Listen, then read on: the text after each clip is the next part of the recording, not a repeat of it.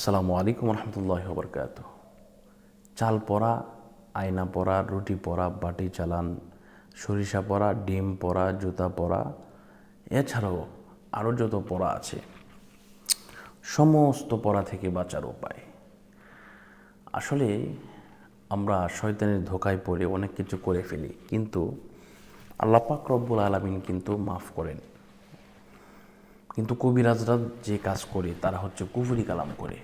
আপনি যদি তদবির না করান, আপনি যদি নিয়মিত তওবা না করেন, আল্লাহর কাছে ক্ষমা না চান, তদবির না করেন, তদবির কীভাবে করবেন সেটা আমি পরবর্তীতে বলে দিচ্ছি।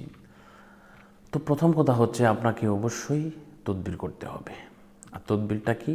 তদবিরটা হচ্ছে আমি পরে বলে দিচ্ছি। প্রথমত আপনাকে তওবা করতে হবে যে এমন কাজ আর করা যাবে না। দেখেন, চাল পরা, আয়না পরা, রুটি পরা, বাটি চালান, সরিষা পরা, যত ধরনের পরা আছে এগুলো কিন্তু কুফরি কালাম, বুঝছেন? এই কুফরি কালাম থেকে বাঁচার জন্য প্রথমে আপনাকে তওবা করতে হবে যে আস্তাগফিরুল্লাহ রাব্বি মিন কুল্লি যামবি ওয়া আতুবু ইলাইহি লা হাওলা ওয়ালা কুওয়াতা ইল্লা বিল্লাহিল আলিয়্যিল আযীম। আপনি তওবা করবেন। তওবা করার পরে আপনি অবশ্যই আপনাকে যে কাজটা করতে হবে, তদবিরের জন্য চেষ্টা করতে হবে। তদবির কি? তদবির আপনারা বুঝবেন না, ইনশাল্লাহ ফোন দিলে তদবির করে দেবো। এটা 3 দিনের জন্য করা হয়, আবার 40 দিনের জন্য করা হয়।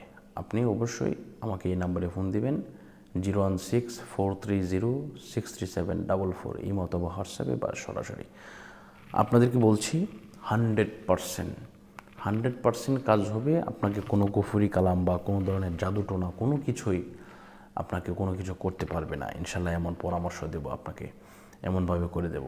তো বিষয়টা হচ্ছে, আমরা পাপ করলে কিন্তু আল্লাহ পাক ক্ষমা করেন, বা আপনি যদি এটা ফেরত দিয়ে দেন আপনি অবশ্যই ক্ষমা প্রার্থী হবেন। তবে আপনাকে এই সমস্ত পড়া থেকে, চাল পড়া, আয়না পড়া, রুটি পড়া, বাটি চালান থেকে বাঁচার জন্য অবশ্যই আপনাকে তদবির করতে হবে। এখন অনেকেই বলতে পারেন যে হুজুর, চাল পড়া, বায়না পড়া, রুটি পড়া, বাটি চালান এগুলো খেলে কী হয়? শুনেন, কুফরি কালাম এমন একটা বিষয়, বিভিন্ন ধরনের বিভিন্ন কিছু হতে পারে। কারো আপনার কি বলে এটা, মানে চলে আসে, এই সে কথা বলতে পারে না, তার গলা দিয়ে নাক দিয়ে রক্ত বের হয়। আবার অনেকেই বিভিন্ন ধরনের কষ্ট হয়, সে কোনো কিছু করতে পারে না। তার আবার অনেকেই মারা পর্যন্ত যায়, বুঝতে পারছেন?